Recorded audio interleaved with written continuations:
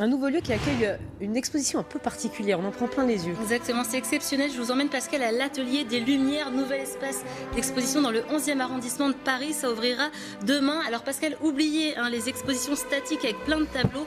Ici, on nous propose des expositions immersives et c'est l'œuvre de Gustav Klimt qu'on redécouvre. Gustav Klimt, peintre symboliste autrichien qu'on apprécie surtout pour sa période dorée, ses portraits de femmes, mais aussi ses paysages aux influences impressionnistes. Alors ces tableaux sont ici projetés sur les murs de cette ancienne fonderie de 3000 mètres carrés, des murs qui font, écoutez bien, 10 mètres de haut.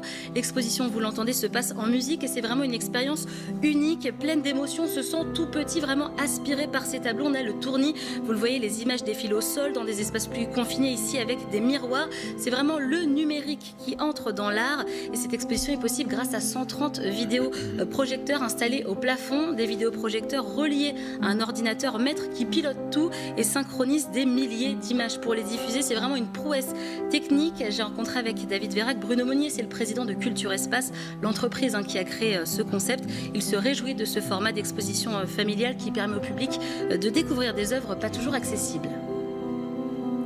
C'est vraiment un lieu transgénérationnel. On peut venir avec ses enfants, ils vont danser dans la lumière, mais les spécialistes aussi des expositions temporaires vont énormément apprécier de voir les œuvres de Klimt comme ils les ont jamais vues. Et puis, un des grands avantages de ce type d'exposition, c'est de pouvoir rassembler des œuvres qui ne pourront jamais être montrées dans un musée. Nous avons ici les frises qui viennent de Palais Stockley à Bruxelles. Nous avons d'autres images qui nous viennent des palais viennois. C'est impossible de les déplacer dans la plus belle exposition classique de Klimt qu'on puisse imaginer. Alors la magie de cette exposition, Pascal, c'est qu'elle est interactive. Vous allez le voir, j'ai testé pour vous. Regardez ce que ça donne. En fait, vous pouvez mettre votre main sur une borne et vous faites apparaître des dessins. L'exposition est vraiment variée. C'est un vrai voyage.